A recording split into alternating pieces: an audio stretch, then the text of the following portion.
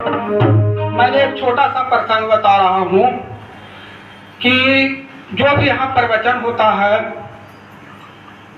तो सत्संग होता है, भजन होता है, इसमें भगवान की आराधना होती है और साथ साथ समाज की कल्याण होती है। तो ये तो समाज कल्याण के लिए ट्रस्ट बना या सत्संग हम लोग करते हैं और ज्ञान प्राप्ति के लिए करते हैं। तो ज्ञान प्राप्ति के में एक तो है ईश्वरिया। ईश्वरिया क्या है? आज हमारे समाज में ईश्वरिया बहुत व्याप्त है, घर घर व्याप्त है, गांव गांव व्याप्त है।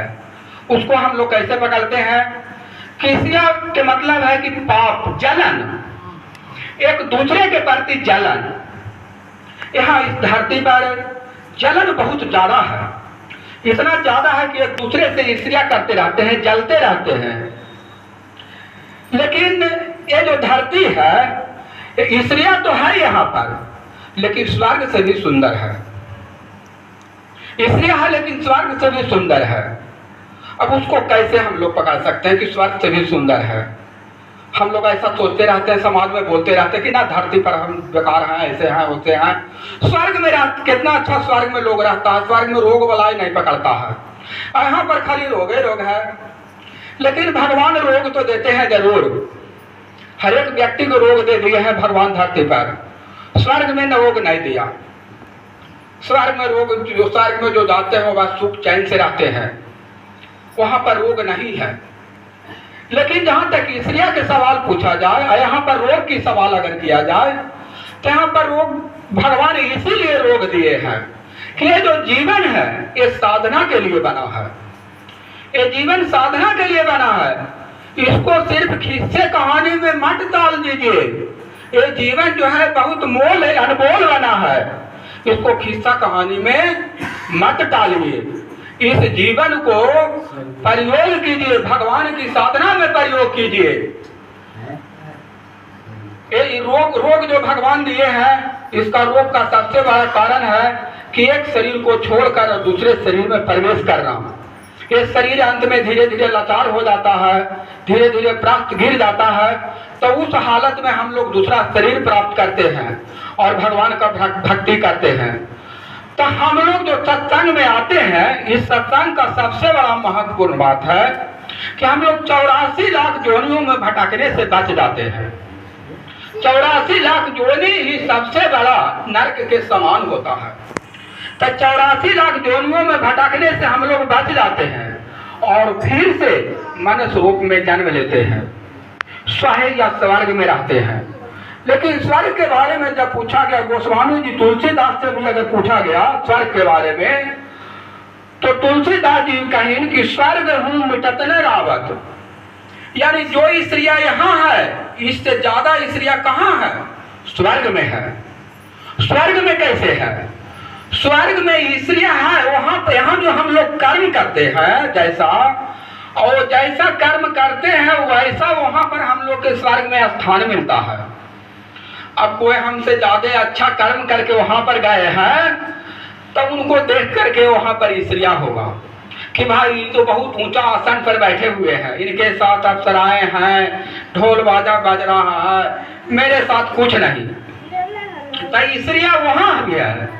गोस्वामी जी भी वही कहते हैं, रामायण में भी लिखा हुआ है कि ईश्वरिया वहां पर भी है। तो इसलिए उससे अच्छा यहाँ धरती पर है।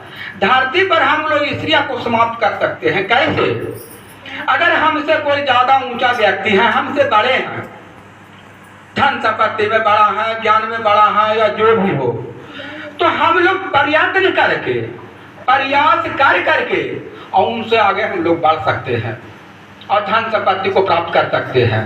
इसलिए जैसा आपने सुने थे कि ध्रुव के साथ भी वही हुआ था। जब पिता के गोद में बैठे तो वहां पर उनको जो सतेजी माता जो थी, विमाता, उन्होंने उसको उतार दी।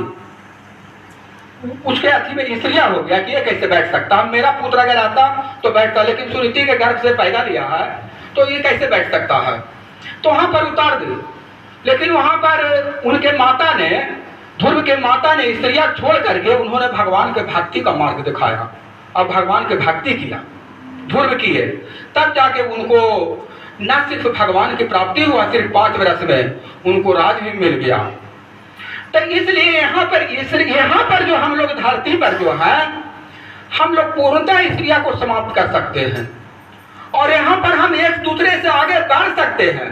आप सुनते होंगे कि कुछ नहीं था बेचारे के पास, पिताजी रात दिन हाथ जोड़ते रहते थे, IAS अफसर बना हुआ है, पूरा गांव उनके सामने फेल है, जो कि एक गरीब मजदूरी करता था बेचारा, अब उनके बच्चा जो है IAS अफसर बन गया। सोचने वाली बात है। तो यहाँ पर परिश्रम के द्वारा अब भक्ति के द्वारा धरती हुआ। बहुत लोग विद्वान पुरुष हैं, जैसे महाराज मानु, इसी में इसके कहानी के पहले मैंने पढ़ा है कि महाराज मानु भी जो थे उन्होंने भी स्वर्ग में नहीं स्थान मांगे, लाखों लाख बरस तप किए, लेकिन परम पिता परमेश्वर को उन्होंने अपने यहाँ पुत्र के रूप में मांग लिया और भगवान को ही गोद में खिलाए धरती पर। तो कौन बड़ा हुए? भगवान से भी बड़ा हो गए महाराज मानु, जो कि दशरथ कहलाए। तो इससे अच्छा, स्वर्ग से अच्छा कौन है?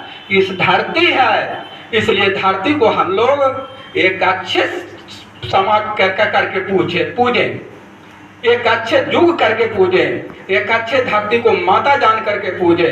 और जिस युग में हम जन्म लिया है इसी को हम लोग बड़ा समझ के पूजे। ये ऐसी बात नहीं है।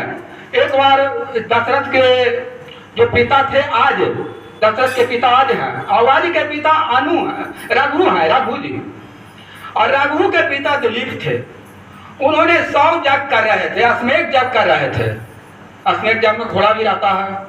अश्वमेध यज्ञ कर रहे थे, उन्होंने 99 यज्ञ जीत लिया था।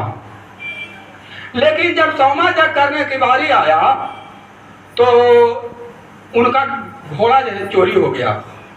अब घोड़ा को खोजना शुरू हो गया कि भाई घोड़ा गया तो कहाँ गया, लेकिन 100वां यज्ञ कैसे पूरा होगा। तो उन्होंने खोज बहुत किए, सारा संसार में खोज लिए, लेकिन कहीं पता नहीं चला। फिर अंत में गुरु वशिष्ठ जी थे वहां पर। तो वशिष्ठ जी जब ध्यानाष्ट हुए तो उनको पता चला कि इंद्र ने चुरा लिया है घोड़ा को। तो दिलीप जी जैसे सुने कि भाई इंद्र जो 100 अश्वमेध यज्ञ करने के बाद इंद्र पर पहुंचता है और उन्होंने चुरा लिया है, तो फिर तो यज्ञ ही बेकार है। उन्होंने यज्ञ करना का भावना ही डाल दिया। ऐसा बात नहीं है। उनको पुत्र के पास भी इतना ताकत था कि उनको पुत्र है जो छुड़ा करके वहां से ले आता इंद्र से उस घोड़ा को। और ये राजा दिलीप थे, ये तो भी महाप्रतापी थे, इन्होंने भी ना छुड़ाने का कारण ही नहीं था। लेकिन इन्होंने यज्ञ 100वां यज्ञ करना छोड़ दिए। क्यों छोड़ दिए? कि उसका कारण था, उनका कहना था कि जब स्वर्ग में रह करके जब चोरी करना नहीं भूला, जो कि 100 यज्ञ करने के बाद उसको स्वर्ग मिला, इंद्र का राज मिला, और उन्होंने जब स्वर्ग में रहकर चोरी करना नहीं भूला, तो फिर मेरा 100वां यज्ञ करने से क्या फायदा है? क्या मैं भी वहां जाके चोरी करूंगा?